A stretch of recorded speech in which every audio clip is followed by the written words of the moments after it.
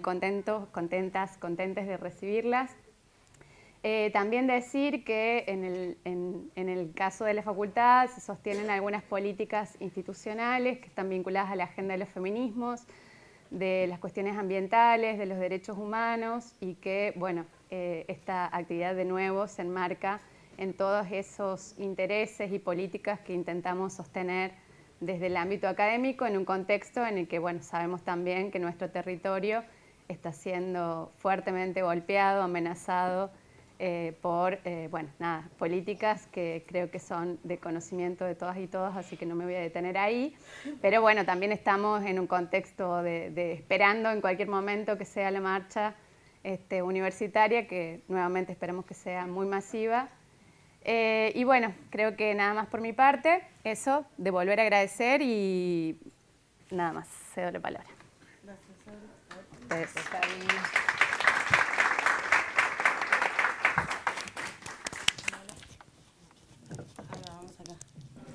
Pedimos disculpas, pero nos vamos a estar pasando diversos micrófonos para poder registrar un poco la charla. Bueno, bienvenidas a todas, a todos, a todes. Es la verdad que un gusto estar acá en Córdoba hoy.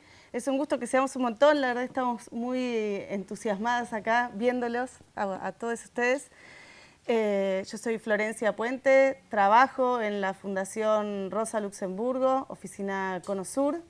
Tenemos nuestra oficina aquí en Argentina y desde aquí trabajamos con Chile, Uruguay y Argentina, pero la fundación tiene trabajo en toda América Latina y bueno, y tiene diversas oficinas en el mundo. Es una fundación política alemana que está ligada al partido Die Linke, que es el bloque de izquierda dentro del Parlamento alemán.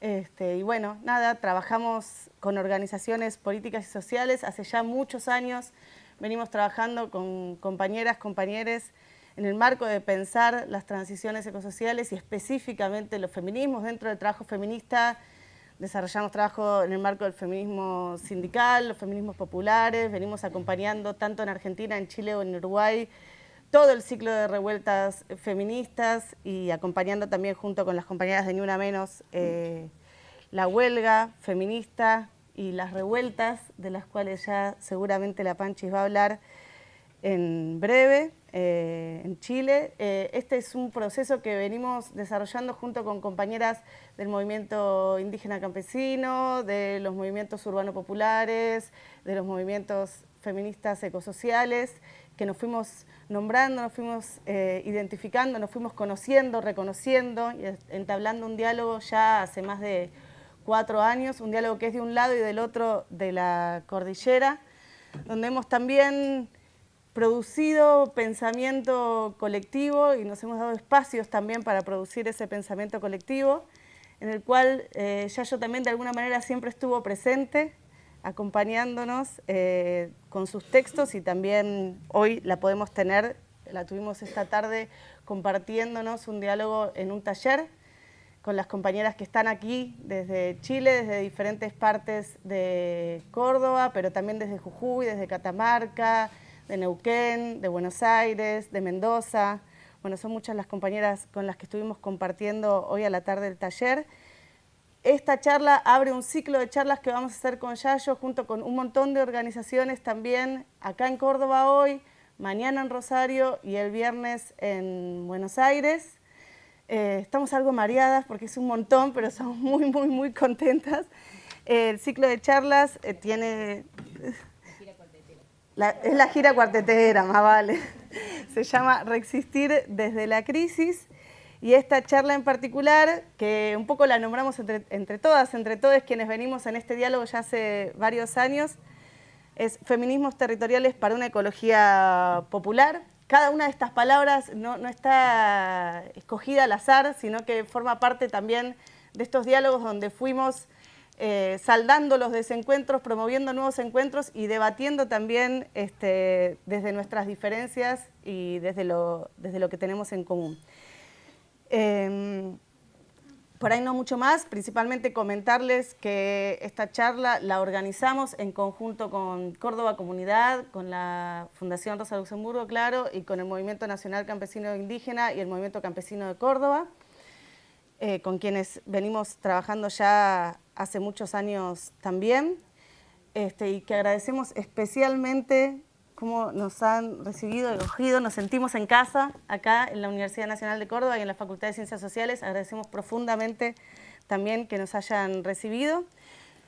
Por ahí, a mí me toca moderar la charla. Vamos a arrancar ahora, las voy a presentar a las 3 compañeras y después la idea es poder abrir, en la medida de lo posible, un diálogo con intervenciones y preguntas para que no quede solo en la intervención. Ya de por sí, esto va a ir sucediendo como un diálogo. En un primer momento va a hablar Carolina Lorenz, que es integrante del equipo de Feminismo y Diversidades del Movimiento Nacional Campesino Indígena Somos Tierra y representante de la Comisión Política de la CLOC Vía Campesina en Argentina. ¿Eso está bien, Caro? Sí. Dudé, por un momento. Después la Francisca Pancha Fernández Droguet, es integrante del Movimiento por el Agua y los Territorios MAT de la Escuela Popular Campesina de Curaco de Vélez en Chiloé y es parte de la articulación Feministas de Abya Yala. Y bueno, y finalmente Yayo Herrero es antropóloga, ingeniera, educadora, es también socia de la cooperativa Garúa, militante de Ecologistas en Acción, activista ecofeminista, compañera luchadora que nos acompaña desde España.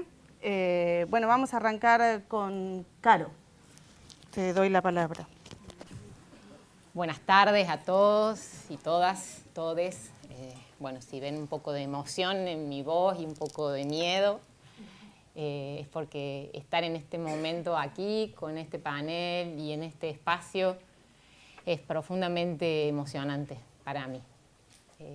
Y estar en la presencia de Yayo, que es alguien con el que leímos y estudiamos, y también con Pancha, con la que venimos transitando todo un largo camino con los feminismos ecoterritoriales, y con Flor, que venimos construyendo el equipo de feminismo del MLCI Somos Tierra desde hace muchos años. Me conmueve.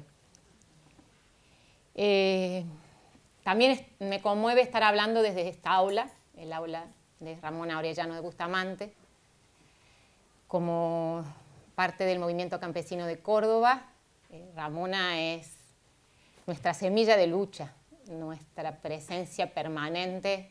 Ahora, desde el lugar donde esté, es una fuerza del suelo y una fuerza del cielo para nosotros en este momento también.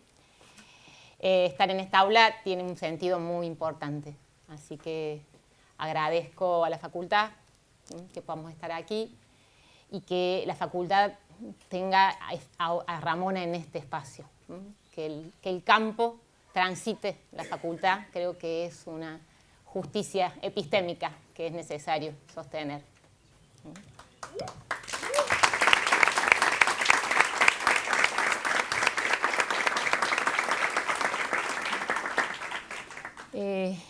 Voy a primero compartir de dónde hablo. Yo soy una militante del movimiento campesino de Córdoba, una militante encampesinada. Comencé militando desde muy pequeña en los derechos humanos, en la ecología social, y encontré en el movimiento campesino un espacio de síntesis de muchas luchas. Y después la vida se encargó de confirmarme que era el lugar donde tenía que militar. En el momento que mis padres, que fueron militantes del ERP, dirigentes del Cuyo, del ERP, y fueron secuestrados y desaparecidos, aparecieron los restos de mis padres en un territorio de nuestra organización, cuando yo había empezado a militar tímidamente en el movimiento campesino. Desde ese momento siento que esta es mi casa y que soy una psicóloga militante trashumante, un poco en la ciudad, un poco en el campo. Una pata mía está acá y otra pata mía está en el campo. También porque una comunidad campesina fue para nuestra familia el espacio de refugio cuando huíamos del terrorismo de Estado, y hay algo de mí que entra en calma cuando estoy en el campo. Así que les agradezco a mis compañeras del Movimiento Campesino de Córdoba que me permitan hoy estar acá siendo una voz que pueda hablar cuando hay muchas otras voces que pueden hablar mucho más que yo. Pero este es mi espacio que quiero devolverles de alguna manera, referenciando algunas de nuestras luchas y haciéndonos algunos interrogantes en este panel que me parece que es necesario hacernos. Uno de los interrogantes y de las preguntas que también quiero hacernos a las que estamos aquí y al público presente es cómo transitamos las memorias. ¿Qué lugar tienen las memorias en la construcción de los feminismos? Específicamente de los feminismos territoriales. En este espacio de los feminismos que empezamos a construir desde el año 2022, las memorias siempre han estado presentes. Y nosotros sabemos, desde este lado de la cordillera, cómo son las memorias de nuestra tierra y cuánto, como les decía recién, desde mi propia vida podemos ver cómo los impactos de las dictaduras, de los genocidios, siguen estando. Tanto los impactos de los 30.000 que nos faltan, como los impactos de la potencia de lucha, de resistencia y de esperanza que tenemos como pueblo que resistió a un genocidio. Y les invito a que nos compartan también las memorias transandinas que tienen nuestras compañeras de Chile para compartir en relación a la memoria y al lugar de las memorias en los ecofeminismos, y a las memorias transatlánticas, que viene desde el otro lado del mar en relación a para qué la memoria como raíz, la memoria como raíz de nuestras luchas, de la raíz de este árbol que intentamos sostener en el presente. Y en estos diálogos que propongo que nos hagamos hoy, uno de los que nos parece importante como en la construcción de un feminismo campesino, indígena, popular, que tenemos en el Movimiento Nacional Campesino Indígena Somos Tierra, que somos organizaciones que venimos desde la Puna hasta la Patagonia, sosteniendo la vida digna en el campo, sosteniendo la producción, sosteniendo la lucha por la defensa del monte nativo, la defensa del agua, la defensa de una vida digna de todos y todas en nuestros territorios.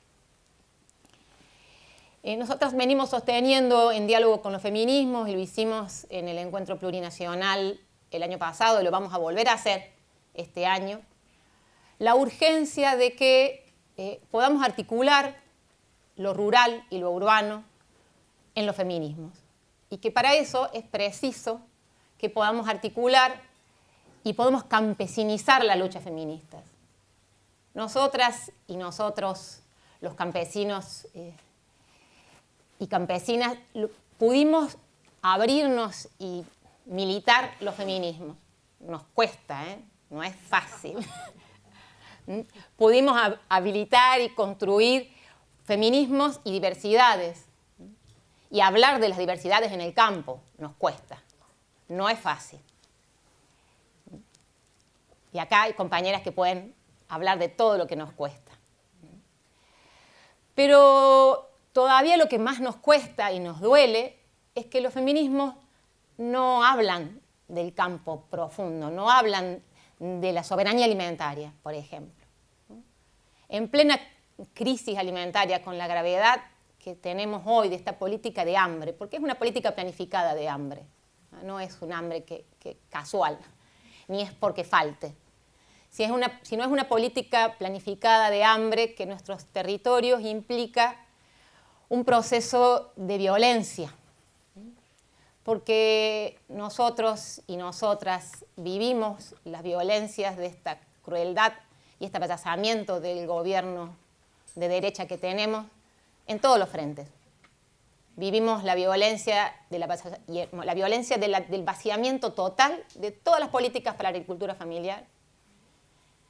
Y entonces las mujeres y las diversidades vivimos, aparte de esa violencia, la violencia del vaciamiento total de todas las políticas de género.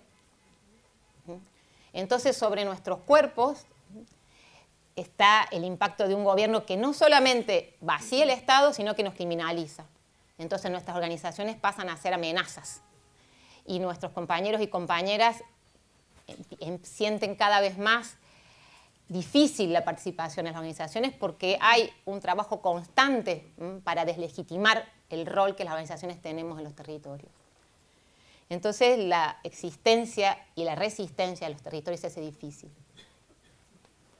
Por eso, para nosotros sostener la soberanía alimentaria y desde el feminismo campesino indígena popular tiene tres ejes fundamentales de por qué los feminismos urbanos también, necesitan ser actores comprometidos con esta lucha. ¿Por qué la soberanía alimentaria es fundamental para las mujeres y diversidades? Porque es sobre nuestros cuerpos que se sostienen los alimentos que están en la mesa de todos y todas. Sobre el trabajo de las compañeras es que se sostiene el 70% de la alimentación que tenemos en la mesa de nosotros y nosotras. Sabemos que son esos cuerpos los que sostienen la mesa. Y es nuestro trabajo productivo y nuestro trabajo reproductivo, porque en el campo no hay mucha diferencia entre cuidar los animales, cuidar las semillas, cuidar y producir. Están entremezclados en los trabajos que realizamos, pero justamente el trabajo más invisibilizado y peor remunerado es todo el trabajo que está sostenido fundamentalmente por mujeres en la cadena y diversidades. En la cadena del sistema, digamos, del proceso alimentario, lo que es la producción, la elaboración, es el trabajo mayoritariamente feminizado. Y en donde hay más recursos es el trabajo sostenido básicamente por hombres, que es la comercialización. Los que se apropian de nuestros trabajos son los trabajos donde la mayoría son hombres. ¿Por qué es una lucha feminista? Porque la distribución de la tarea de cuidados en las mujeres campesinas sabemos que es 3 o 4 horas más. Y en este momento estamos desarrollando investigación para profundizar sobre la cantidad de trabajo de cuidado que hacemos, de cuidado del territorio, de cuidado de la vida, porque cuidamos lo humano y lo no humano, que sostiene la alimentación. ¿Por qué consideramos que es una lucha donde los feminismos es centrales que se involucren? Está en este otro segundo eje, que es luchar por la soberanía de nuestros cuerpos. La alimentación es un derecho humano, no es una mercancía. Y la alimentación no puede estar en manos de las corporaciones. La alimentación tiene que estar en manos de quienes producimos alimentos. Y entonces los feminismos no pueden quedar silenciados en esta discusión y no estar activamente comprometidos en sostener las luchas campesinas, en sostener las luchas por la soberanía sobre nuestro alimento y enfrentando a las corporaciones. Y otro tercer eje fundamental para nosotras y nosotros es que son los alimentos los que nos permiten existir en los territorios. Sin alimentos, sin producción de alimentos, no podemos sostener la vida en los territorios. No vivimos en los territorios cuidando el bosque, cuidando nuestros montes, cuidando nuestras aguas, porque no vivimos del aire, vivimos produciendo. Y si no podemos producir de la manera que producimos, que es cuidando nuestros territorios, nuestra vida no se puede sostener. Y así es como vemos el desarraigo. Así como vemos que en nuestro país, desde hace más de 30, 40 años, cada vez el éxodo rural es mayor. Y cada vez nuestros jóvenes no se visualizan en el campo. Es muy difícil. Una de las tareas que yo asumo en la organización es acompañar a los jóvenes de las escuelas campesinas en la construcción de su proyecto de vida. Y es difícil construir un proyecto de vida cuando no hay un futuro en el territorio, cuando no hay una capacidad de sostener la producción en el territorio.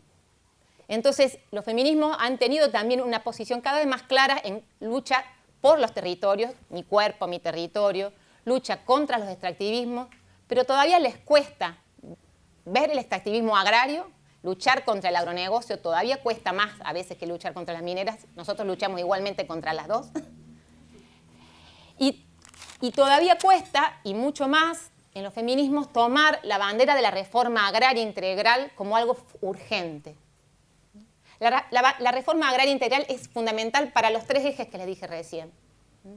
Porque sin reforma agraria integral desde una perspectiva feminista no hay una distribución de la tierra que de alguna manera modifique esa diferencia estructural enorme donde son menos del 15% las mujeres y ni siquiera hay datos de las diversidades que son propietarias de la tierra en la que viven y producen. Es una brecha de género en la que los feminismos no podemos quedarnos silenciosos.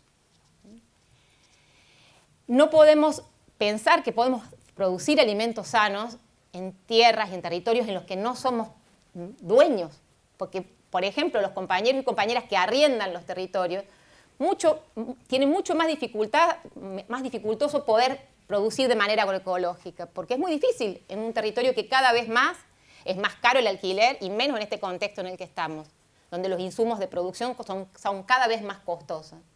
Entonces la producción de alimentos sanos está fundamentalmente ligada a la tenencia de la tierra. Es una deuda histórica en el mundo, pero es una deuda histórica en nuestro país. Eso es algo, la reforma agraria no es algo que ninguno de los gobiernos, incluso de los más progresistas, se animaron a tocar. Entonces es algo que urge, y los feminismos que decimos que venimos a cambiarlo todo, no podemos no tener la bandera de la reforma agraria como una bandera. Y porque se cae de Maduro que si necesitamos defender los territorios, es la reforma agraria lo que necesitamos sostener para que los territorios estén en manos de quien los trabajan, como decimos los campesinos y campesinas, y de quien los cuidan, como decimos también desde los ecofeminismos. Porque para el feminismo campesino, indígena y popular, trabajar y cuidar van juntos. No podemos pensarlo uno sin el otro. Por eso, para cerrar un poquito este pequeño diálogo y estas preguntas y estas insinuaciones a nuestras compañeras y al público, compartimos lo que fue el lema de nuestro último encuentro nacional. Nuestro último encuentro nacional, como MNCI Somos Tierra, el lema que discutimos políticamente central en este momento fue plantear que organizar, cuidar y luchar para alimentar a los pueblos es el eje en este momento. Es nuestra lucha. ¿Y por qué pusimos el cuidado en el centro? Porque sostener la vida frente al proyecto de muerte es central en este momento. Y es nuestra apuesta política como movimiento. Y en el cuidar, hablamos de cuidar nuestros cuerpos para resistir este proyecto de muerte. Hablamos de cuidar nuestros vínculos y cuidar para construir comunidad. Sin cuidado de nuestros vínculos, en un momento donde los discursos de odio alimentan las violencias y cada vez es más difícil que no implosionemos y que la tristeza y la desesperanza nos lleve a situaciones de violencia que van rompiendo nuestras relaciones más cercanas, el cuidado es central para poder seguir construyendo comunidad. Cuidar nuestras organizaciones, porque sabemos que estamos en la mira y que quieren destruirnos, entonces cuidar las organizaciones es una tarea central. Y planteamos que nuestra tarea como organización es cuidar los pueblos, porque cuando sostenemos la soberanía alimentaria sabemos que sostenemos el alimento de nuestro pueblo y cuidamos los territorios. Por eso el cuidado está en el centro, el cuidado de todas las vidas dignas para todos y todas. Y para poder cuidar necesitamos imperiosamente fortalecer la organización, necesitamos formarnos y necesitamos imperiosamente articularnos, porque no podemos construir el campo que alimenta por un lado y las ciudades. No podemos seguir sosteniendo un urbanocentrismo donde las luchas solamente transitan en la ciudad y parece que las luchas del campo no existen. Entonces necesitamos organizarnos, formar, articular las luchas con la justicia climática, articular las luchas con las juventudes, articular las luchas por las infancias. Y cómo generamos esa articulación desde estos espacios, desde poder dialogar, desde poder construir comunidad, no solamente en nuestras organizaciones, sino con las organizaciones acá presentes, en espacios como el que tuvimos hoy, para que de esa manera podamos seguir luchando juntos y juntas y que la esperanza sostenga nuestro presente y construya nuestro futuro. Gracias.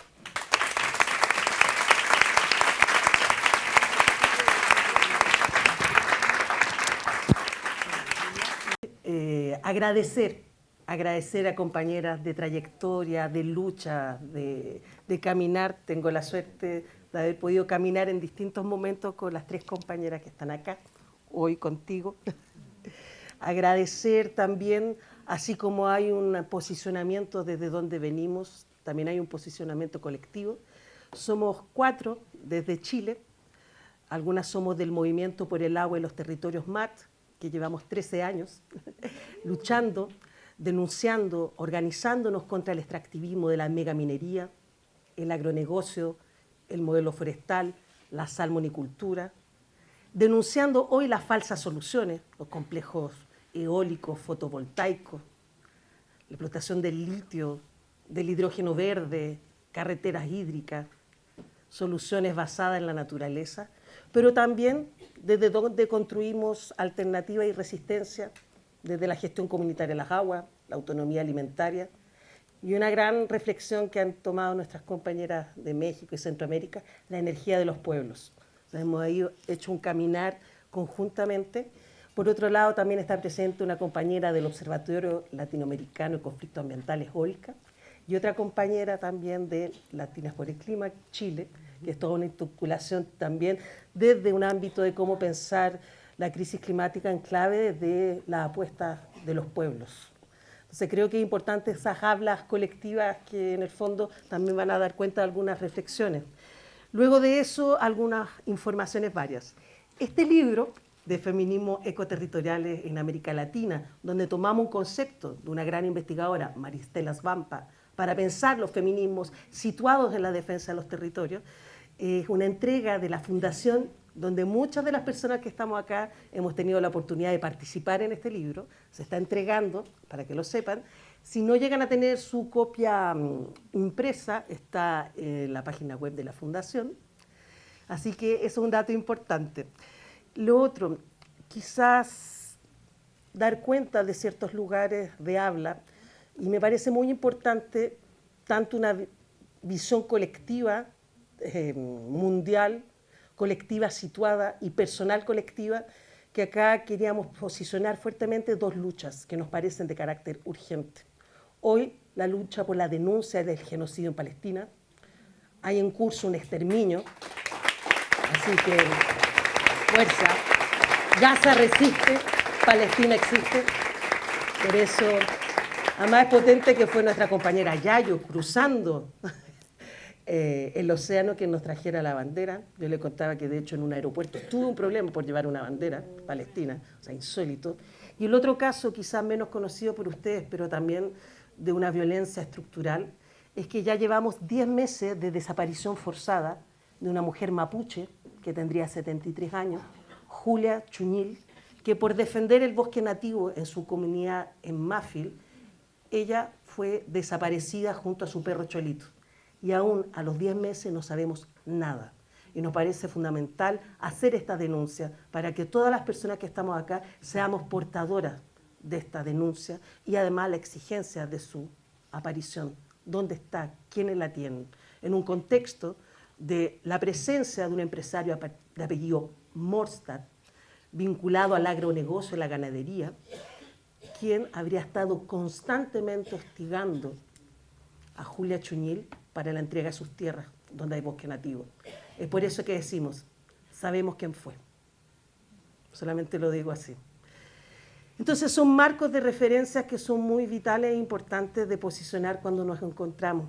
Y desde ese lugar se nos invitó, además de pensar estos feminismos en clave territorial y de ecología popular, salidas a las crisis.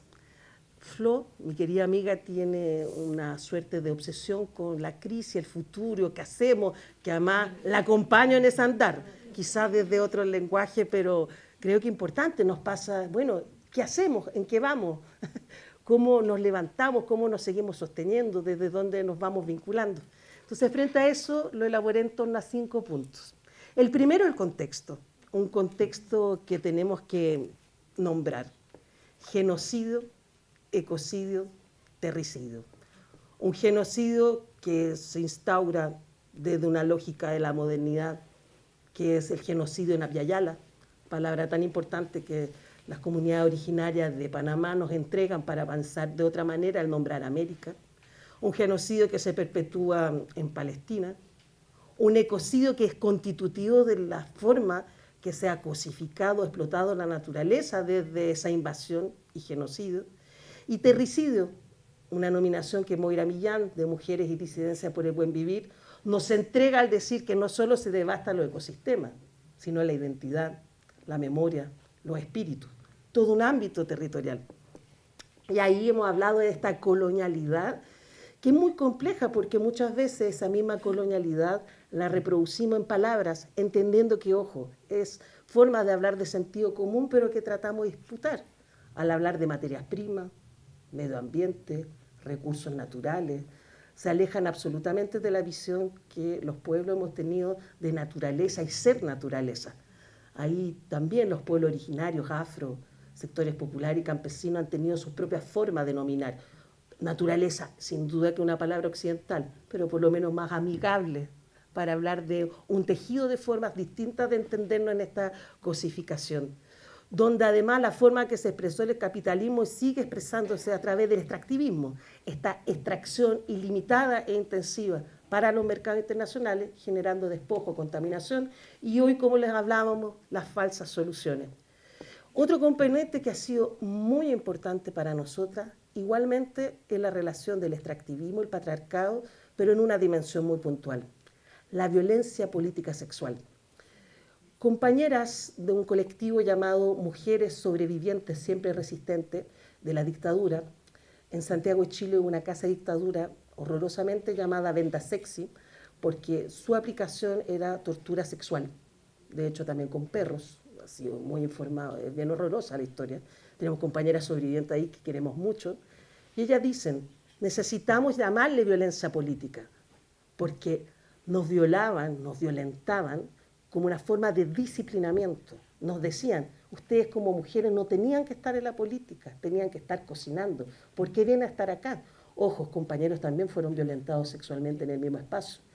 Sin duda, cuando hay una hegemonía de una masculinidad, los compañeros ha sido mucho más difícil sanar y abordar esa dimensión. Han sido más las compañeras, aunque en este caminar hemos logrado que los compañeros también se sumen. Y lo tomamos porque si pensamos el proceso de constitución de América, es a través del gesto de la violencia política sexual. Nosotras muchas veces decimos nuestro propio mestizaje, en el caso de quienes somos mestizas, pero además también la violencia que se ejerce sobre cuerpos feminizados, racializados, empobrecidos, sigue replicando la violencia política sexual. No solo de la violación, sino del insulto, sino de la hipersexualización de los cuerpos, y decimos el extractivismo también es violencia política sexual.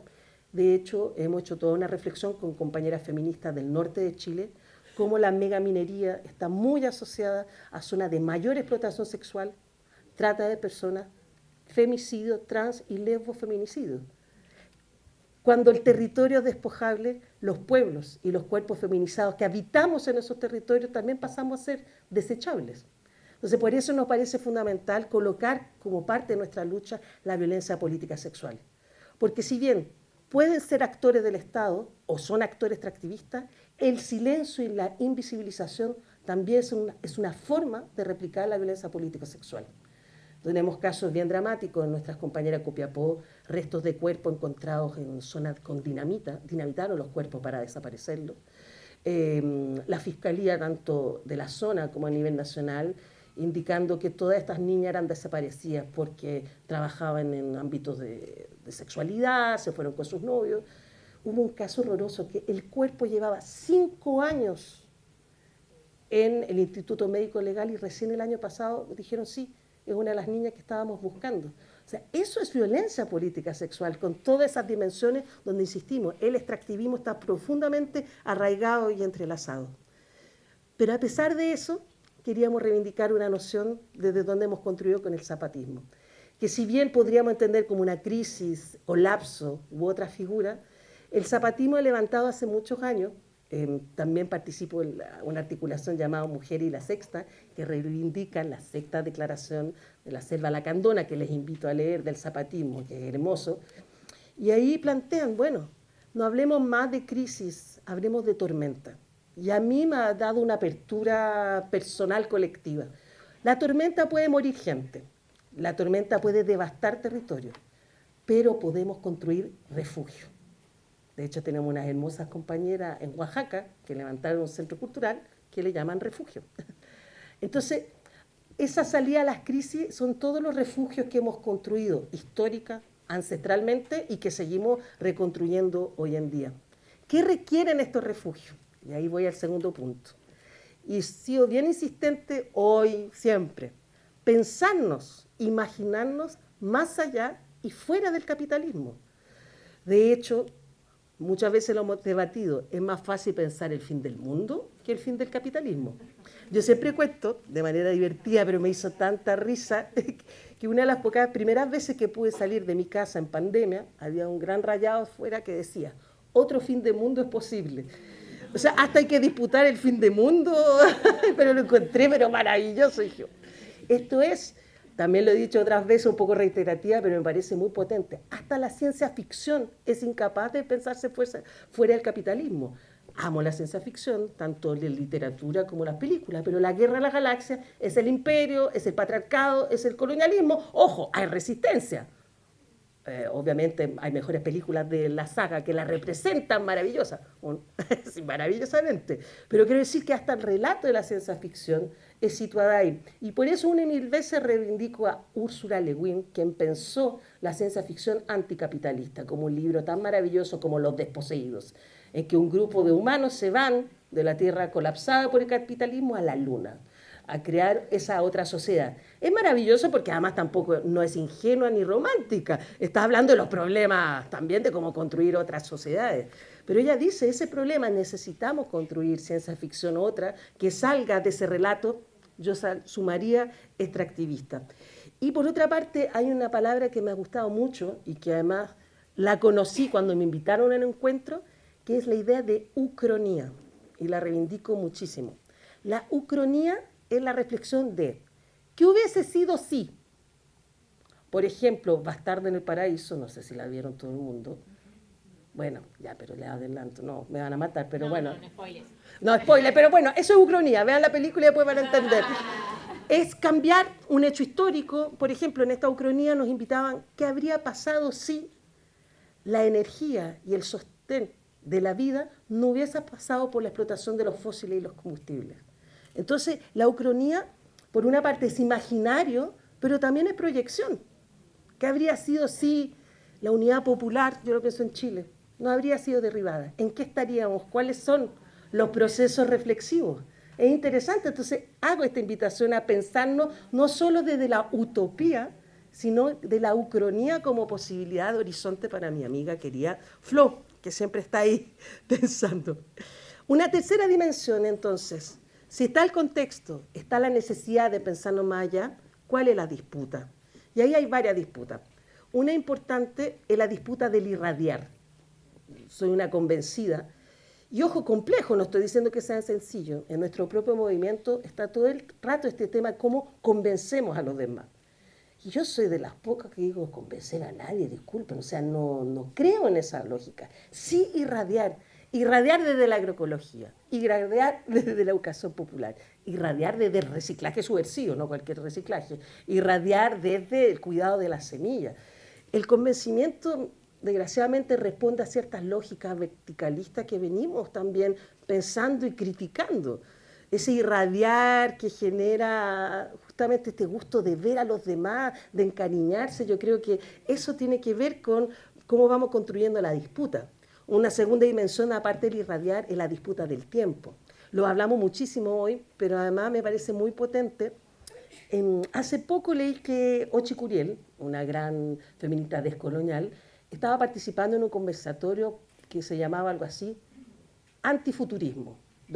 Cómo pensarnos más allá del horizonte futuro. Y me encantó, porque muchas veces también nos hemos preguntado respecto a esta idea, y ahí me vino a la mente algo que ya muchas veces nos han enseñado los pueblos andinos, que es el tiempo andino de las comunidades aymaras, quechuas y muchas otras más, donde el tiempo, el pasado es lo que veo, es lo que está delante de mí, yo vivo en el presente y el futuro está atrás.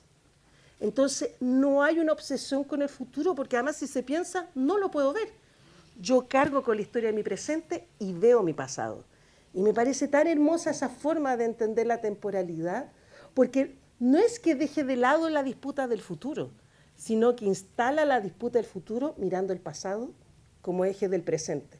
Entonces, cuando hablamos de la disputa del tiempo, tiene que ver con recuperar la ciclicidad, el espiral, esta reflexión, el tiempo de los pueblos, el saludo, que es tan importante y que muchas veces lo dejamos de lado, que son otras temporalidades que chocan con el tiempo neoliberal y que muchas veces impiden procesos de más largo aliento de politización. La constituyente, la primera, y me encanta porque hoy día ya yo nos decía, oye, un tercio de la sociedad chilena, y yo lo reivindico harto, lo que pasa es que hubo una depresión después de la primera constituyente, que lo que dijéramos de manera positiva, no, cállate, no es así. Pero es verdad, un tercio votó por una constituyente que tenía casi el 70% de temas de defensa de la naturaleza en esa textualidad, pero además también aprendizaje. Esa constitución no fue escrita en nuestros tiempos, el tiempo de los pueblos, el tiempo de la reflexión, del saludo y de la confianza. Nos impusieron una temporalidad que era imposible sostener un proceso así, donde además no habían recursos económicos y obviamente una cantidad de falsas noticias y manejo mediático horroroso de la derecha. Entonces la disputa del tiempo tiene muchas aristas, además también de disputar el deseo, el goce, la subjetividad, lo estuvimos hablando, pero como construcciones colectivas, porque cuando el deseo se convierte en solo horizonte individual, termina siendo una réplica de lo que son las lógicas neoliberales, y es muy complejo. ¿Cómo podemos gozar pensando en el goce colectivo? Entonces son ámbitos, y cómo pensar esta disputa en los puntos de fuga. Y ahí pensábamos, con toda la admiración, las comunidades zapatistas son esos puntos de fuga, con elementos tan hermosos como esta triada que nos vienen a enseñar y nuevamente a movilizar la lucha por el común naturaleza, el común comunidad. Ya no es por ejemplo, dicen, ya no es la idea de propiedad común como elegido. El problema es, y ahí viene el segundo punto, la propiedad. Entonces, hoy los zapatistas, además del común, levantan la figura de la no propiedad. Aunque sea colectiva, sigue siendo propiedad. Y es interesante. Y la tercera, la más compleja, bueno, ¿y cuánto dura este proceso? 120 años. Y nosotros cuando nos dijeron eso, bueno, estábamos ahí en una de las comunidades.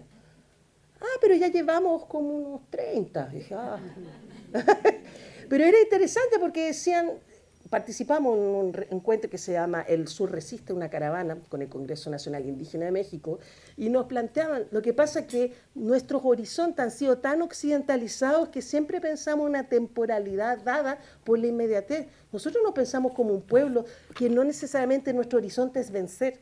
En algunos momentos vencemos, otras veces no hemos vencido, hemos sido derrotados, pero nuestra lucha no es por vencer, sino por existir y seguir existiendo, y en distintas formas. Y en ese habitar, nuestra temporalidad es otra. Entonces nuestra lucha hoy es un horizonte establecido en ese rango de tiempo, porque esa es la reflexión que hemos hecho para irradiar.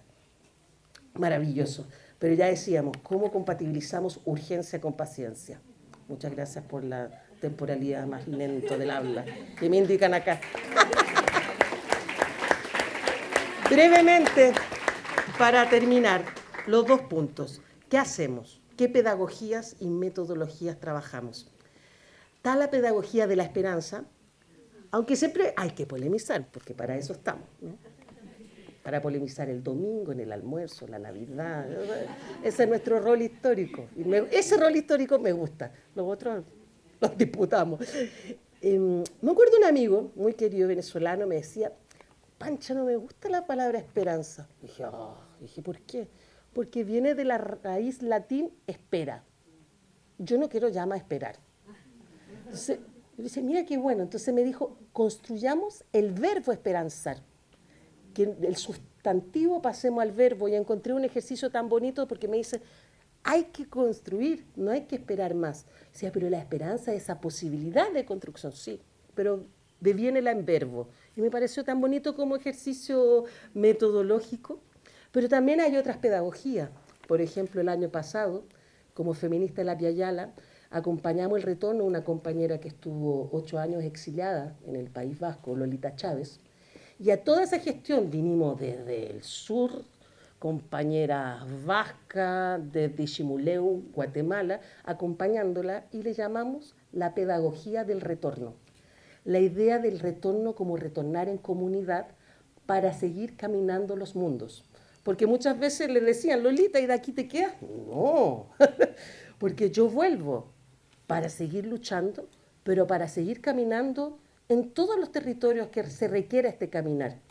Entonces me pareció tan hermoso, y ahí vinieron reflexiones, por ejemplo, de la idea del internacionalismo ancestral. históricamente los pueblos hemos sido transfronterizos y cómo además el feminismo campesino popular tiene que ser pensado pedagógicamente en esa clave. Y acá esta mesa es ese ejercicio pedagógico. Luego la diada cuerpo-territorio, triada tierra, también pensarlo desde otras metodologías. Por ejemplo, en Chiloé hablamos de cuerpo, agua, acuitorio, porque también en otras territorialidades el territorio es acuitorio o maritorio. O, por ejemplo, también en un taller con feministas populares, bueno, entonces hablemos de cuerpo, barrio, territorio. Y lo encontré hermoso porque es una posibilidad metodológica que nos abre en vez de cerrarnos a que sea siempre esa triada pensada así. Y finalmente, en el quinto punto, ya terminando, ¿cómo pensar entonces estas salidas, estas construcciones y resistencia que en algunos casos también una vez, nuevamente, porque a una la retan, pero está bien, una compañera del Congreso Nacional Indígena, me acuerdo, me dice, nosotros no somos alternativas, nosotros existimos. De arte, ¿qué alternativas somos? Y así, somos nosotros más bien los que buscamos la alternativa, pero le encontré razón, yo no soy alternativa, nada me decía, yo existo y seguimos existiendo, y me pareció súper potente también esa reflexión. Y ahí le invito a 3 triadas. La primera fue como cerró este Congreso Nacional Indígena donde participamos, donde literalmente fue uno de los compañeros zapatistas que dijo, bueno, nuestra lucha la resumimos en 3. Comunidad, organización y fiesta. Lo saben todo, le dije. O sea, claramente. Y después además problematizaron la fiesta. Una fiesta cuidada, cuidado con el alcohol, la violencia que se puede reproducir. O sea, hasta eso disputan y reflexionan de lo festivo. Pero me pareció tan hermoso que su clave de cómo pensar la no propiedad, el común, es politizando el lugar de la fiesta. De hecho, ¿qué más pensar? Bueno, los que Rosario, no sé, el carnaval conmemorativo del asesinato de Pocho, por ejemplo. Es una fiesta que hay cuerpos politizados hermosamente. Después la triada que hemos sostenido como movimiento por el agua de la vida. Agua, semilla y energía. Gestión comunitaria de las aguas, urbano-rural, semilla vinculado a todo el proceso, tanto la semilla ancestral, criolla, pero también cómo se distribuye, cómo hay esta relación. Nosotros hablamos de alianza campo-ciudad y ruralizar lo urbano. Y luego la energía vinculada a cómo pensamos la energía de los pueblos, donde además derribar, porque también a uno les dicen estas tonteras, ustedes están en contra de la energía eólica y solar. Que por favor, estamos en contra de los complejos eólicos y fotovoltaicos. La energía solar y la energía del viento es lo que ha sostenido históricamente a los pueblos, además de nuestras propias corporalidades. Siempre quieren hacer este juego de estás en contra de, ridículamente, como estar en contra de la energía solar, alguien puede estar como la energía del sol. No entiendo a qué se refieren, porque bueno, siempre nos tratan de poner un lugar de tensión. Y finalmente, otra triada, cuidado, tiempo y justicia. Los cuidados en esta amplitud que ya nombró maravillosamente Caro, los tiempos ya dicho, pero además lo último, y con eso termina, la justicia. Hace mucho tiempo que distintas colectividades, que incluye a gente que quiero mucho, Pañuelos en Rebeldía, llevan mucho tiempo haciendo juicio ético contra las transnacionales, contra los ecocidas, contra la violencia feminicida. Nosotros hemos replicado también Anamuria en Chile, tribunales éticos, nosotras como Movimiento del Agua, juicio ético por la justicia climática feminista. Entonces, esa necesidad de restaurar, una justicia restaurativa que restaurar el territorio, restaurar los ecosistemas, pero también restaurar esa justicia social amorosa de escucharnos, de construir, pero también de denunciar. Entonces, finalmente, para terminar, uno de los elementos muy importantes de este libro es que termina con la palabra reexistir, que tiene que ver con la posibilidad de recrear nuevamente y disputar las condiciones de la propia existencia nuestra. Y creo que justamente esa es la apuesta, reexistir. Muchas gracias.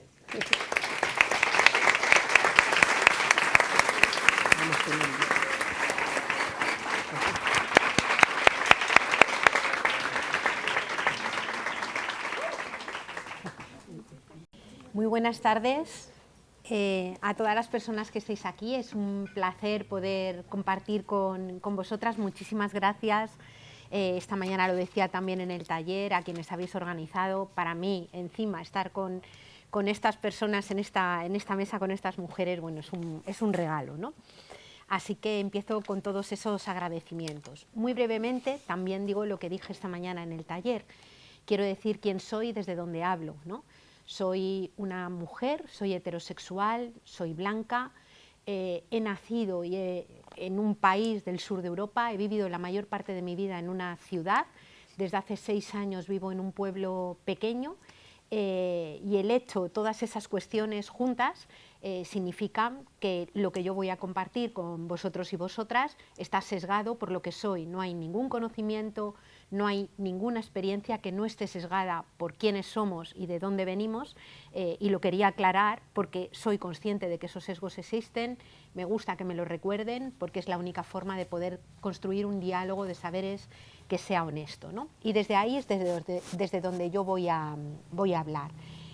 Como tenemos un tiempito así acotado, voy a lanzar como algunas ideas que probablemente no queden tan conectadas como si dispusiéramos de un espacio más largo, ¿no? Pero bueno, yo lo intento. ¿Mejor ahora? ¿Sí? Vale. Bueno, no repito lo anterior, ¿se oyó más o menos? Vale.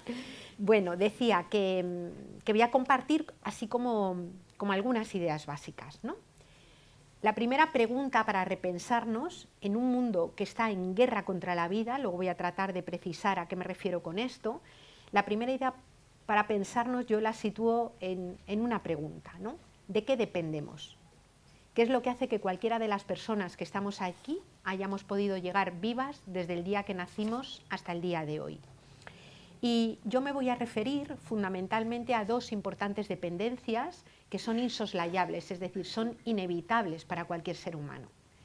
La primera de ellas viene dada por el hecho de que somos un animal especial a nuestros ojos, pero un animal que se inserta en una trama de la vida formada por aire, por agua, por plantas, por microorganismos, por animales que interactúan entre sí creando las propias condiciones de existencia. Es decir, el oxígeno que respiramos, decía el poeta Gabriel Celaya, 13 veces por minuto, no es un oxígeno que se fabricara en alguna creación primigenia y haya estado ahí siempre y sea intocable. Es un oxígeno que regenera la acción coordinada, es decir, la interacción entre todos esos elementos que nombré antes.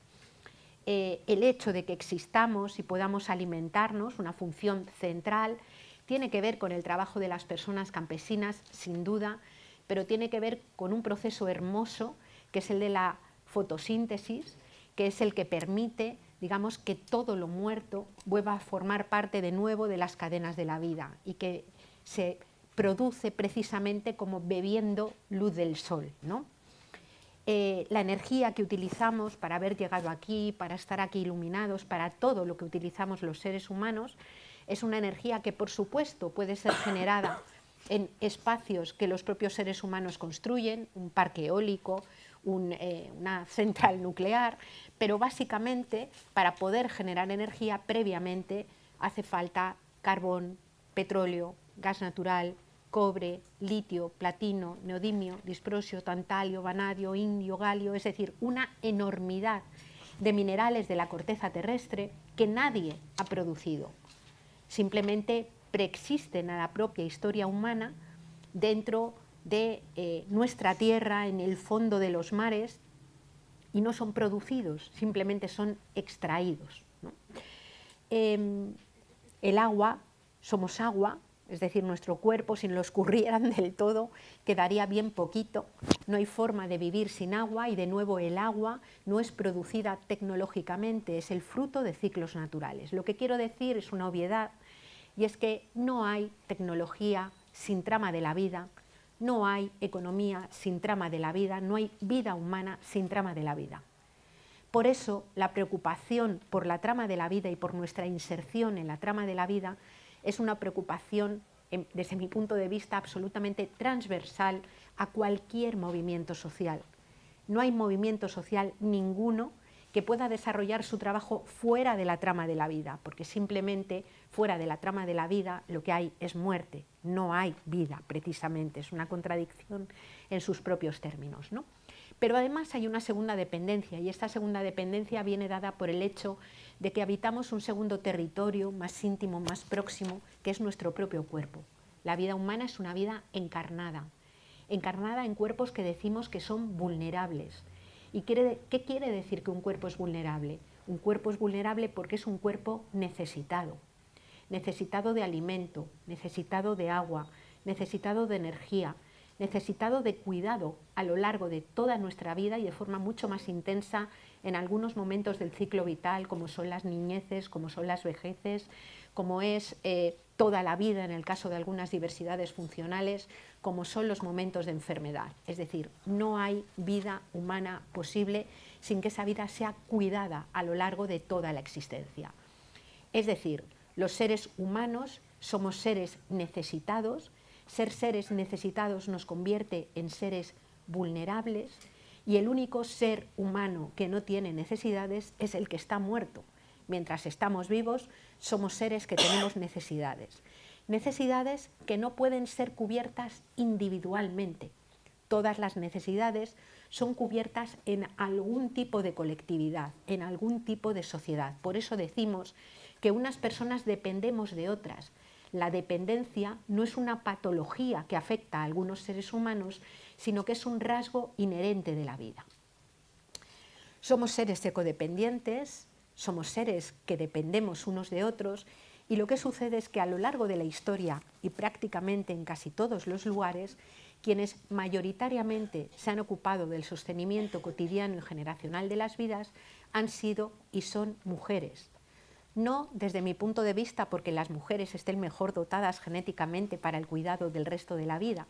Estamos mejor preparadas para gestar y parir, pero desde que una criatura nace hasta que esa persona muere, todas las personas tenemos las capacidades, las potencialidades y yo voy a decir las responsabilidades de ocuparnos del cuidado de la vida, porque además es un ejercicio de interdependencia básico, de apoyo mutuo básico. Nadie puede vivir sin cuidados y nadie debiera poder vivir sin cuidar unas de otras y también de la propia trama de la vida de la que formamos parte. Dicho esto, hay que concluir de alguna manera, o yo concluiría de alguna manera, que siendo dependientes y formando parte de la trama de la vida y siendo seres encarnados que dependemos unos de otros, hay que decir que una vida humana, por el hecho de haber nacido, en modo alguno constituye una certeza. Una vida humana es una vida posible y que esa vida posible se transforme en una vida cierta va a depender de que esas dobles dependencias, que en realidad es una única dependencia, que es la de la trama de la vida, garantice las posibilidades de existir. Por eso, desde las miradas ecofeministas, que en otros lugares se llaman feminismos ecoterritoriales, en otros lugares feminismos populares, yo hablaría de unos imaginarios que compartimos y luego cada pueblo, cada colectivo que le ponga los nombres con los que se sienta más cómoda, ¿no? Pero en mi caso, que hablamos de imaginarios ecofeministas, decimos que si esas dependencias existen y la vida no se sostiene sola, hemos de construir sociedades, políticas, culturas y economías que pongan la vida en el centro. Y poner la vida en el centro quiere decir comprometerse radicalmente con la garantía de condiciones de vida dignas absolutamente para todas las personas, no solamente para unas cuantas, ¿no? Dicho esto, que parece casi de perogrullo y todo el mundo entiende bastante bien, sin embargo hay que preguntarse por qué y cómo hemos construido, sin embargo, sociedades, economías y políticas que se han hecho hegemónicas, que se desarrollan ya no de espaldas a lo que sostiene la vida, sino de forma antagónica con lo que sostiene la vida. Hemos creado sociedades, y cuando digo hemos creado, digo tienen su origen en las culturas occidentales, sociedades que se han desgajado de la tierra, sociedades que se han fugado de la tierra. La cultura occidental es una cultura de la fuga. Es una cultura que se fuga de la tierra y trata de emanciparse de ella. La cultura occidental es una cultura que se fuga de los cuerpos y su vulnerabilidad y esconde esa vulnerabilidad detrás de las tareas que son realizadas mayoritariamente por personas que las hacen de forma subordinada y de forma invisible, mayoritariamente mujeres. Nuestra cultura es una cultura que se fuga y apostata de lo que es. No queremos ser seres encarnados y vulnerables, no queremos ser seres pertenecientes a la tierra. Y en ese intento de escapada, yo diría que en este momento, por ejemplo, una encarnación moderna es este supermacho galáctico que es Elon Musk, que después de haber dado por perdida la Tierra promete que su empresa SpaceX podrá reproducirla en Marte, es buenísimo el documento de Elon Musk, hay que leerlo. Porque él promete que 1 millón de personas dentro de 60 años podrán vivir en Marte. Pero lo mejor es cuando construye ese relato de cómo será la vida en Marte. Dice, en Marte tendremos que producir nuestros propios alimentos. No sé si os suena, ¿no? En Marte habrá que reciclar nuestra propia caca. En Marte habrá que fabricar el agua porque no hay ciclos naturales en Marte que puedan garantizar la vida humana. Es decir, en Marte habrá que vivir básicamente como agricultores orgánicos, organizados bajo la agroecología, pero viviendo dentro de cuevas porque no se puede respirar el aire de Marte, y viviendo también protegidos de una radiación que hace inviable la vida humana. Y una dice, al final resulta que el progreso va a ser el camino que va desde las cuevas de Altamira hasta las cuevas de Marte. O sea, esa es la promesa de progreso, ¿no? Diciendo que además 1 millón de personas vivirán dentro de 60 años en Marte. Somos 8.000, más de 8.000 millones de personas. Es un proyecto abierta y obscenamente supremacista. En el caso de que esa fricada fuera posible, ya os digo yo que ninguna de las personas que estamos aquí vamos a ir a Marte. Ninguna. Ni nuestra descendencia. Ninguna. Probablemente tampoco quisiéramos. Yo tengo un compañero queridísimo que se llama Jorge Rietzmann, que escribió un libro maravilloso que se llama Gente que no quiere viajar a Marte, ¿no? Y en uno de los congresos de Ecologistas en Acción, un compañero cantante que se llama Nacho Vegas hizo una canción muy chula que se llama No, no, no, yo no me voy, ¿no? Y hablaba de que no nos vamos a Marte, ¿no? Pero ahí, digamos, lo que estamos viendo ahora mismo personificadas en estas ideas es como la versión más absolutamente disparatada y distópica de ese intento de huir de la Tierra, que es propio de la cultura occidental. Una cultura occidental que en esa huida de la Tierra también pretendió huir de los cuerpos. Y huir de los cuerpos no es posible. Para poder alimentar la fantasía de la individualidad, que hace creer que podemos vivir emancipados de un cuerpo, que hace olvidar la mortalidad, que hace olvidar la vulnerabilidad, hay que construir un sistema de poder que invisibiliza, somete y controla a aquellas personas que sostienen los cuerpos. Eso es el patriarcado. El patriarcado se sostiene sobre una falsa triple emancipación, la posibilidad de poder vivir emancipados de la naturaleza, poder vivir emancipados de nuestros cuerpos y poder vivir emancipados del resto de las personas. Nadie puede vivir bajo esa falsa triple emancipación, pero el sujeto político universal en Occidente se ha construido como si esa falacia fuera una posibilidad cierta, y es más, como si ese sujeto fuese el sujeto universal, que es el sujeto protagonista de la economía, que es el sujeto protagonista de la política, que es el sujeto protagonista de la cultura en un marco que se desgaja falazmente, digamos, de la Tierra, ¿no? En esta construcción que viene de Occidente, una pata central ha sido el colonialismo. Es decir, la cultura occidental, lo que se llama desarrollo, es imposible de entender sin la lógica colonial. Hay un hilo de continuidad que une la quema de brujas que se produce en Europa, estamos hablando de cientos de miles de mujeres asesinadas en la hoguera, en procesos inquisitoriales, con la invasión de América, con su genocidio, terricidio y ecocidio que decía Pancha. Ese hilo de continuidad se une al tráfico de personas esclavas negras que fueron apresadas en el continente africano, a la colonización de África y de Asia. Se conecta con el Holocausto durante el Tercer Reich, que asesinó a población judía, a población gitana, a personas comunistas, anarquistas y socialistas y a personas homosexuales.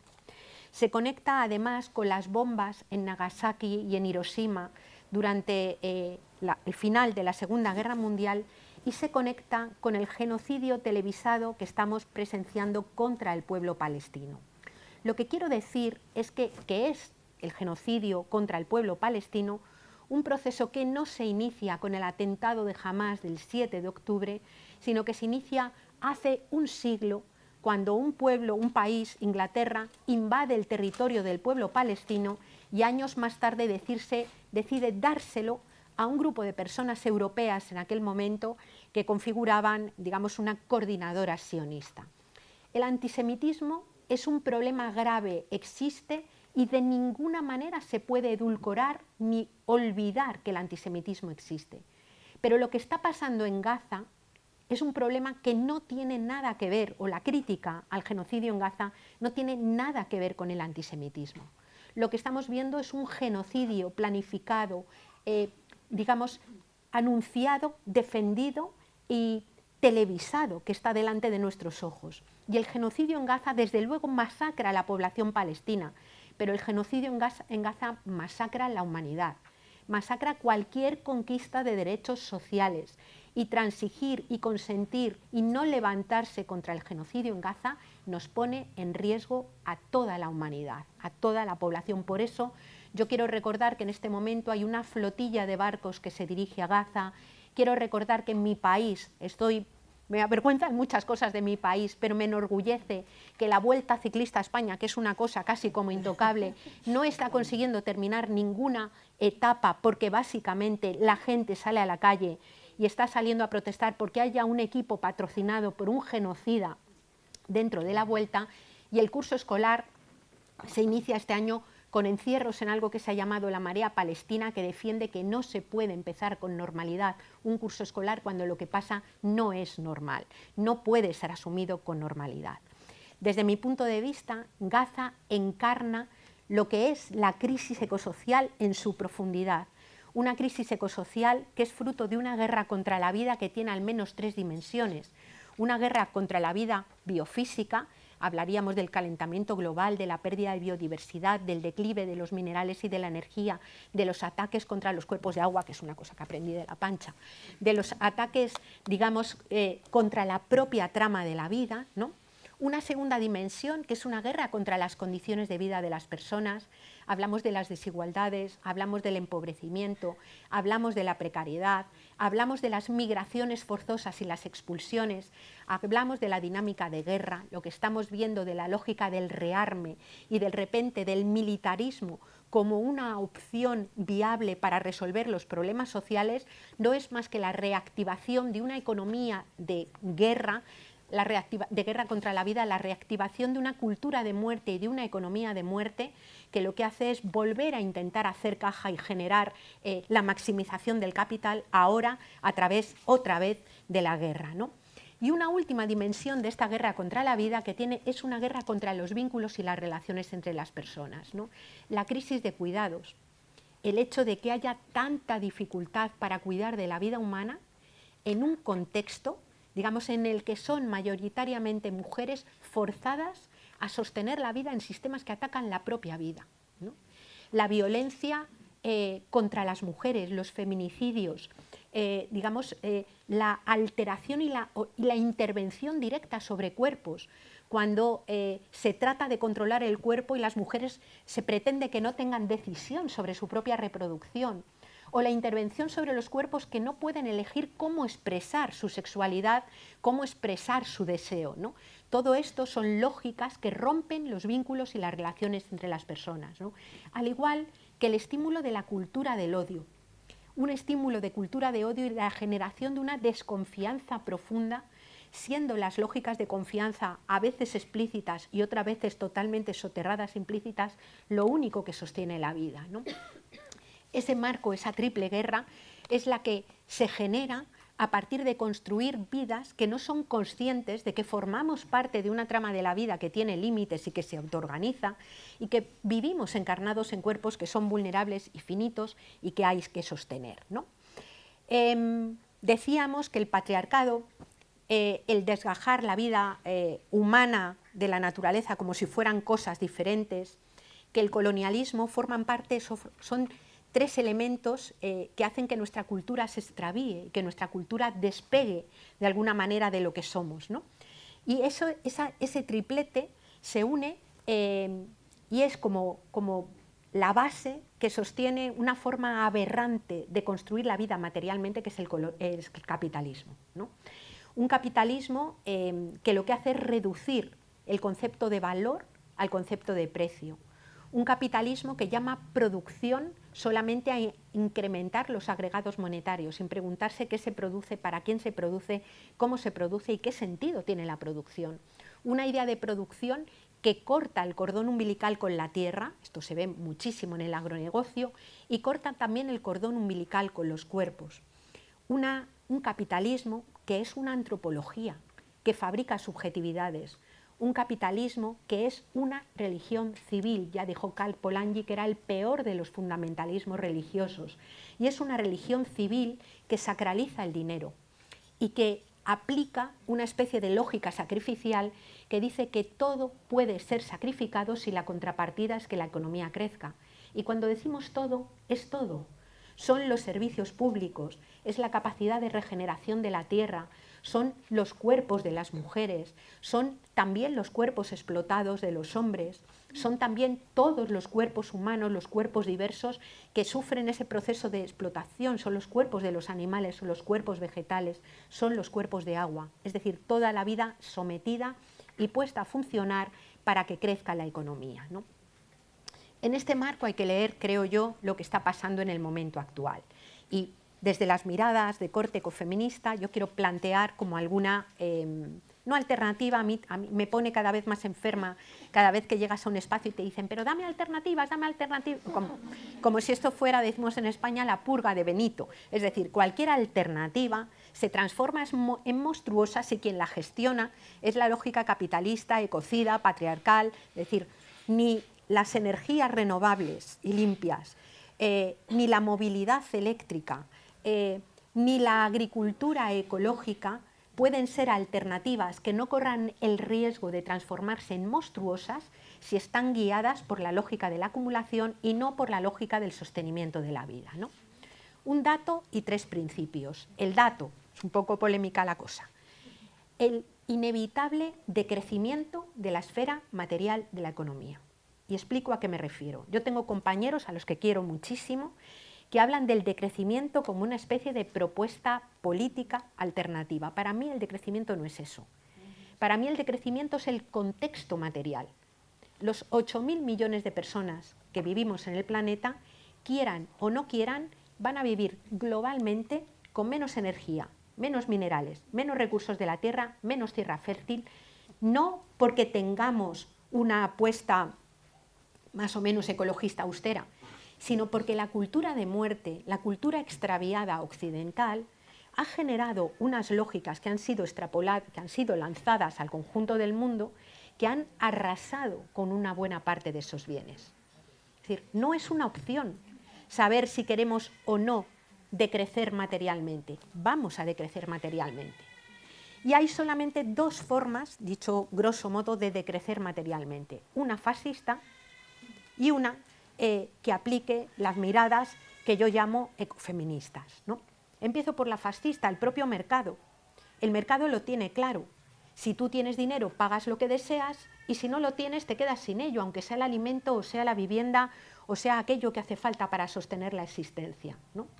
Cuando estamos viendo lo que está sucediendo ahora, que Donald Trump se planta delante de Zelensky y le dice que para frenar la guerra, intentar frenar la guerra en Ucrania, lo que le tiene que dar es la mitad de los minerales, o le dice a Canadá que se lo quiere anexionar para tener agua, o planta sus ejércitos delante de Venezuela para tener petróleo, lo que estamos viendo es la resolución distópica de esa crisis ecosocial. ¿Qué es lo que hace el fascismo? El fascismo dice, no hay ningún problema de límites, el problema es que sobra gente. Es muy duro decirlo así, pero eso es lo que está pasando. Las miradas fascistas, las neofascistas, lo que están planteando en este momento, como sucedió en otros momentos, lo que están planteando es que hay gente que vale menos que otra y tiene menos derecho que otras para seguir teniendo minerales, para seguir teniendo bienes de la tierra, para seguir teniendo recursos.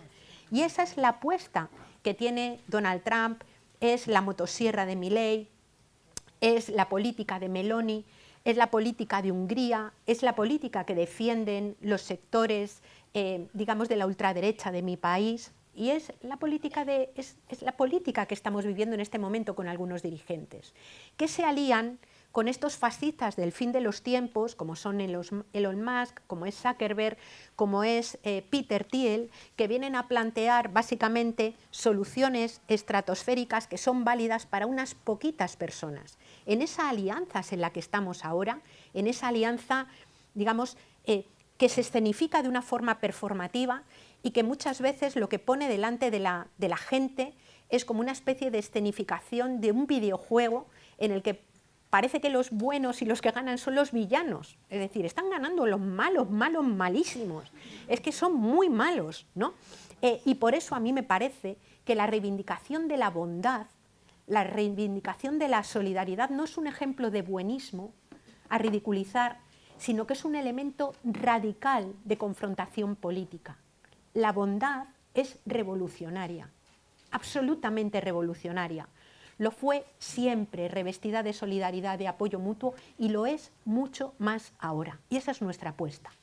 Afrontar el inevitable decrecimiento de la esfera material de la economía desde la suficiencia, que es el hecho y el derecho a las personas a tener lo suficiente, y la obligación de mucha gente de no tener más de lo que le corresponde. Me refiero a lo material finito. A mí no me importa que los ricos tengan un montón de dinero metidos en un baúl si no se lo gastan. El problema es que se lo quieren gastar.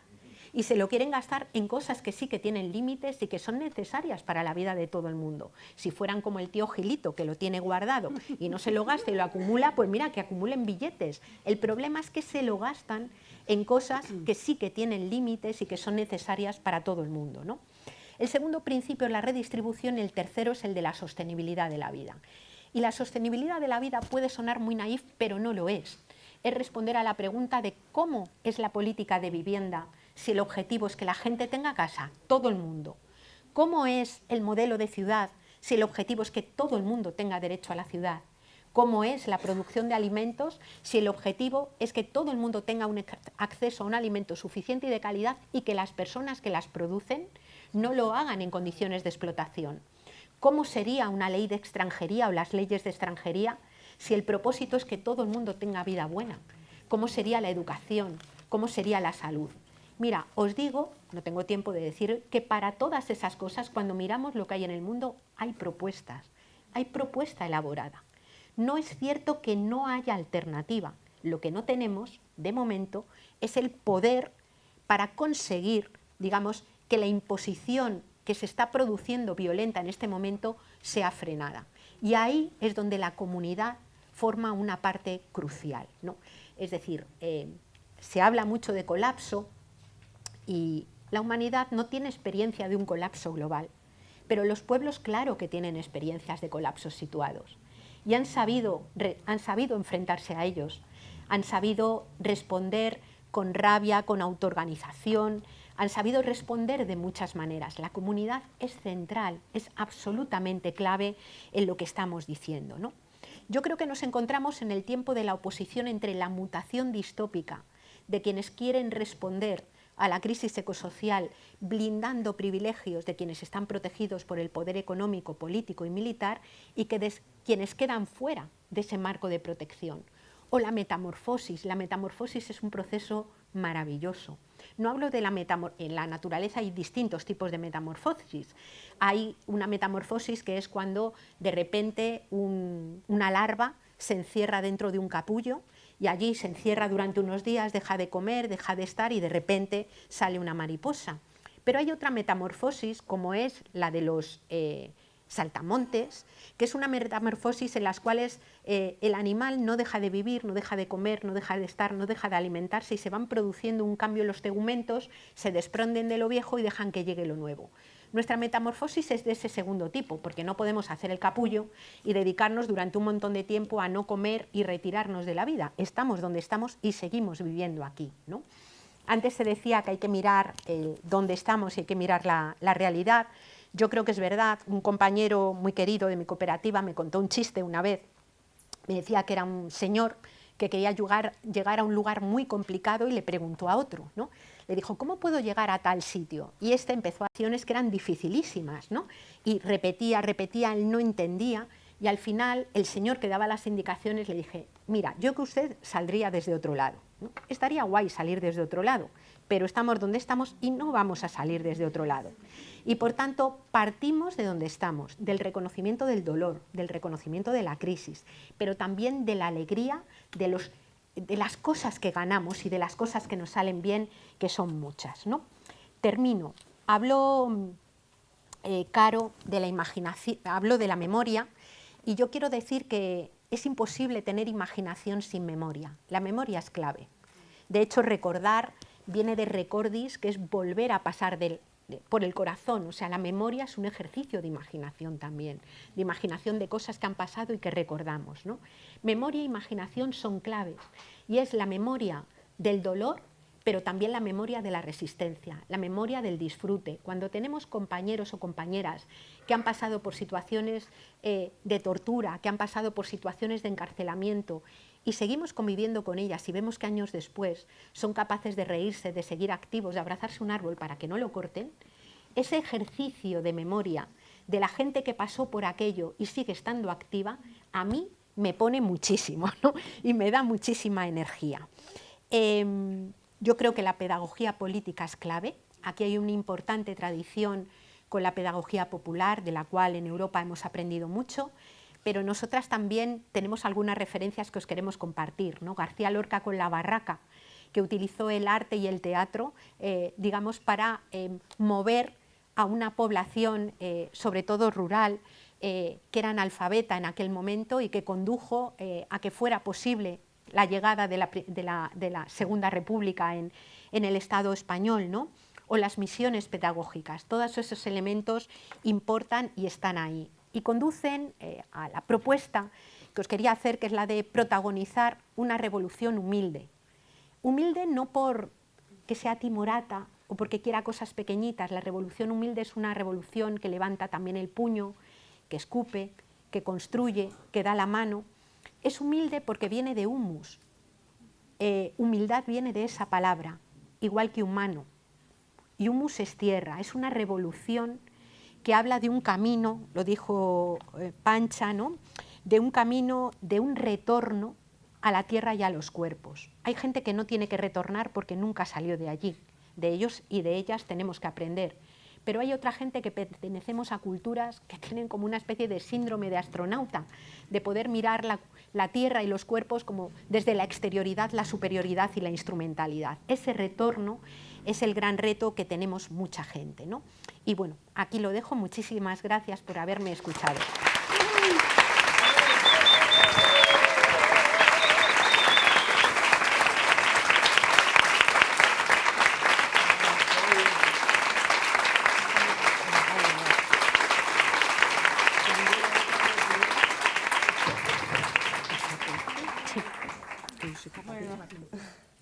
Difícil decir algo después de todo esto. Por supuesto, no cumplí mi rol. Les había dicho a todas 15 minutos y acá estamos. Tenemos muy poquito tiempo porque a las 8 vamos a cortar, y además porque va a estar acompañándonos con sus canciones Eve Chasky, que está allá atrás, rapera, feminista, militante de la economía popular, militante ecosocial también, y que nos acompaña desde Catamarca. Por ahí, no sé si tenemos tiempo para abrir a algunas preguntas. Dejamos unos 10 minutitos, algunas reflexiones o preguntas, por favor, cortitas, si se pueden acercar acá. O, a ver si ese funciona, Vico, si no este. Hay que prenderlo, había que prenderlo. Muchas veces este problema que no le ponemos play.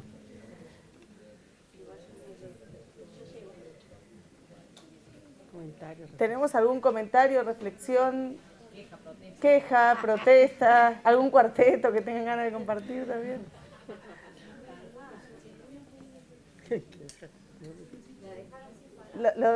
Definitivamente les dejaron sin palabras. Una canción, un poema. Esto yo. Por ahí estamos muy cansadas ya a esta altura.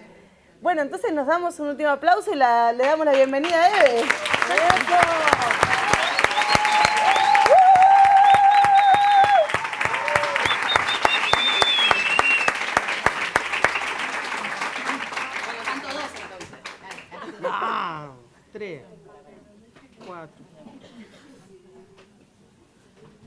¿Te ayuda a ver? Si tengo un ratito, quiero agradecer especialmente a May, a Gise, a Pato, que estuvieron con muchísimo trabajo en toda la organización, a las compañeras que nos acompañaron hoy con la comida, al mediodía, a Caro, que está en el registro de todo. Seguro me estoy olvidando de alguien, pero hay mucho trabajo atrás de todo esto y también quería dar un agradecimiento.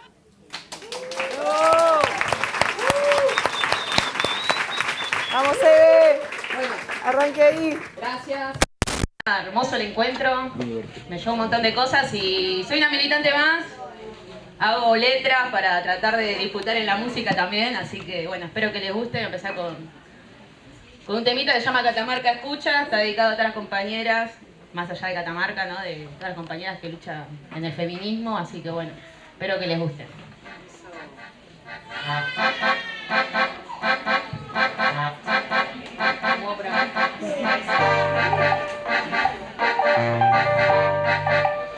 Vamos a tirar, vamos a tirar, vamos a tirar. Vamos a tirar el patriarcado, Catamarca escucha. La bandera ni una menos, la cargamos mucha. Si salimos a las calles hacemos flor de bulla. Porque viva nos queremos, estamos en pie de lucha. Vamos a tirar el patriarcado, mi Argentina escucha. La bandera ni una menos, la cargamos mucha. Si salimos a las calles hacemos flor de bulla. Porque viva nos queremos, estamos en pie de lucha. Otro día que salimos bien organizada, en memoria de todas las compas asesinadas. Nos cuidamos entre nosotras, estamos hermanadas. La justicia y el Estado no hacen nada. Lo poco que proponen se torna un fracaso. Si los que nos gobiernan son todos unos cipayos. La principal violencia la sufrimos del Estado, que reproduce cada día el fucking patriarcado. Y así vivimos todos los días en el noroeste. El femicidio y el maltrato se vuelve una peste. Pero traemos feminismos para toda la gente, porque vamos a cambiar el juego, cueste lo que cueste. Así poquito a poco nos vamos a acostumbrar, que si decimos no, tienen que respetar, porque queremos ser nosotros en plena libertad. Vamos para adelante, nunca más un paso atrás. Por las compas ausentes prendemos un par de velas. Por Cintia Aranda, Elba Ibáñez, Brenda Micaela, Lu Villafañez, Majo Arias y Julieta Herrera. Por el dolor de nuestras madres y nuestras abuelas. Vamos a tirar el patriarcado, mi Argentina escucha. La bandera ni una menos, la cargamos mucha. Si salimos a las calles hacemos flor de bulla.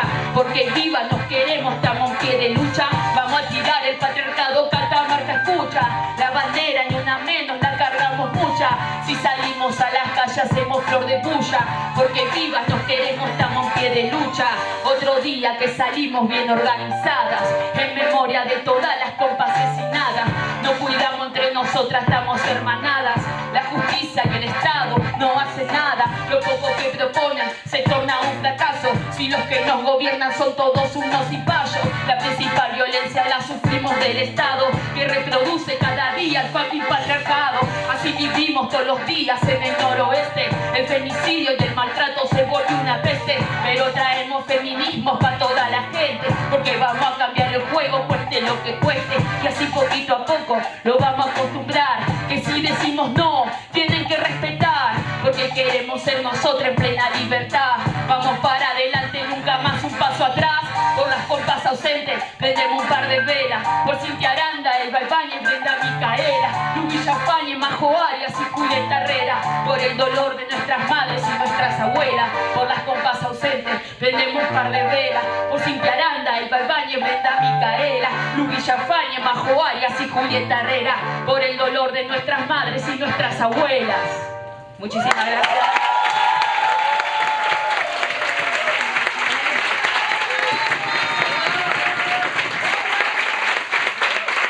Muchas gracias.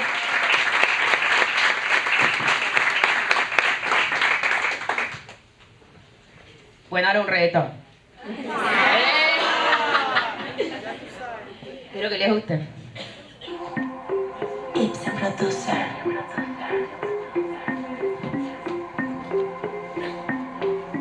Acá está. estamos en la calle mostrando el orgullo. Con quien quieras acostarte, eso es tema tuyo. No vivimos de los chismes ni de los murmullos que generan los fascistas a puro chamullo. En nuestra comunidad somos todos creyentes de que las reglas del planeta sean diferentes, y por eso es que siempre vamos al frente de la lucha con los pobres, con los trans y disidentes. Le damos hasta abajo a puro ritmo y sabor. Éramos pocas y ahora somos un montón.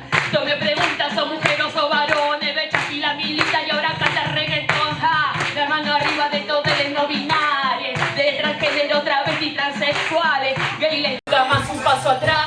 Por las pompas ausentes, prendemos un par de velas. Por Cintia Aranda, el Balbaña frente a Micaela. Lubilla Fañe, Majo Arias y Julieta Herrera. Por el dolor de nuestras madres y nuestras abuelas.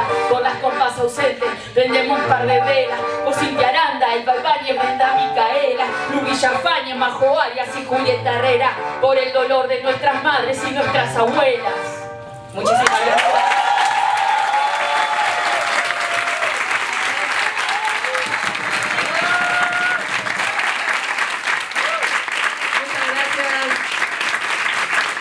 Somos todos creyentes de que las reglas del planeta sean diferentes, y por eso es que siempre vamos al frente de la lucha con los pobres, con los trans y disidentes. Le damos hasta abajo a puro ritmo y sabor. Éramos pocas y ahora somos un montón.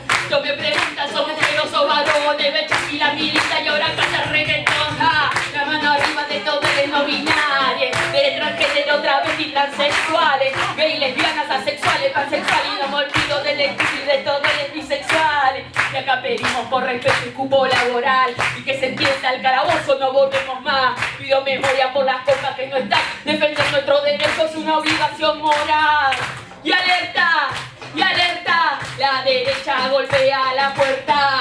Y alerta, si no nos organizamos se puede toda la mierda. Y acá estamos en la calle mostrando el orgullo. Con quien quieras acostarte, eso es tema tuyo. No vivimos de los chismes ni de los murmullos que generan los fascistas a puro chamullo. Y en nuestra comunidad somos todos creyentes de que las reglas del planeta sean diferentes, y por eso es que siempre vamos al frente de la lucha con los pobres, nuestros y disidentes. Le damos hasta abajo a puro ritmo y sabor. Éramos pocas y ahora somos un montón. No me preguntan, ¿son mujeres o varones? Bebé aquí la milita y ahora canta reggaetón. Ja, la mano arriba de todos los no binarios, de transgénero, travesti, transexuales. ¡Vamos! ¡Esa! Y acá pedimos por respeto y cupo laboral, y que se entienda el calabozo, no volvemos más. Pido memoria por las cosas que no están. Defender nuestro derecho es una obligación moral. Y alerta, la derecha golpea la puerta. Y alerta, si no nos organizamos se puede toda la mierda. Y alerta, la derecha golpea la puerta. Y alerta, si no nos organizamos. Le damos trabajo a puro ritmo y sabor. Le damos poca y ahora somos un montón. No me preguntan, ¿son mujeres o varones? Bebé aquí la milita y ahora canta reggaetón. La mano arriba de todos los no binarios, de transgénero, travesti, transexuales, gay, lesbianas, asexuales, pansexuales, y no me olvido del espíritu y de todos los bisexuales. Acá pedimos por respeto y cupo laboral. Acá pedimos por respeto y cupo laboral.